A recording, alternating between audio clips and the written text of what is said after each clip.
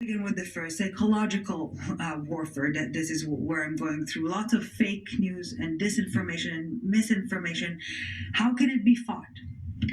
Well, it has to be fought. And you know, Ellie, today I learned a new phrase, one I never heard and one I never wish to hear again: baby beheading. Yeah. What an incredible, awful term that describes, unfortunately, the reality of what this Hamas massacre represented. And it was illustrated so powerfully in the i24 news reporting from the scene in Israel's south.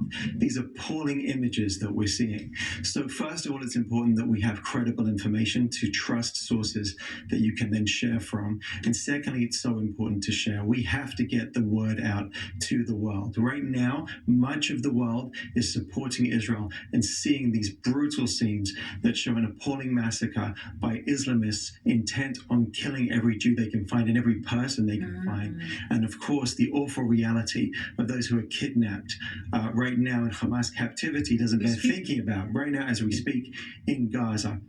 So we have to make sure that we are sharing the news, the accurate news, and putting out this information in a sensitive way, but not shying away. The world has to see the brutal face of Hamas. Right now, the mask has slipped. This is who they are. And not only will those communities that they wreak havoc on never be the same again, Israel will never be the same again, and the cause of Palestinian terrorism will never be the same again. The world has seen it, but we have to remind them of it. Yeah, because there's the dilemma, and even us here, not just for users online, that there was this initial dilemma of whether to distribute such horrendous visuals. Disturbing might not even start to describe how disturbing to the very core what we're saying is happening, but yet there is significance of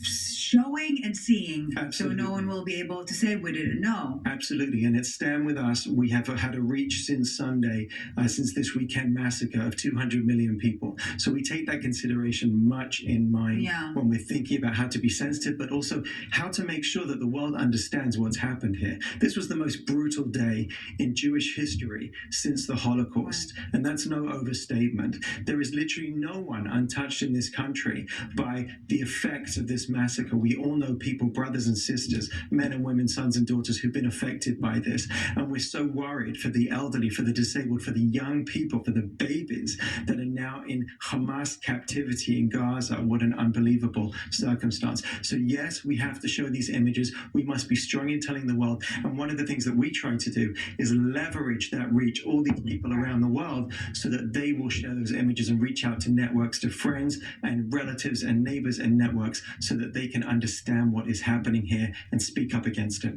And Mr. Dixon, on the flip side, lots of misinformation and disinformation from the other side.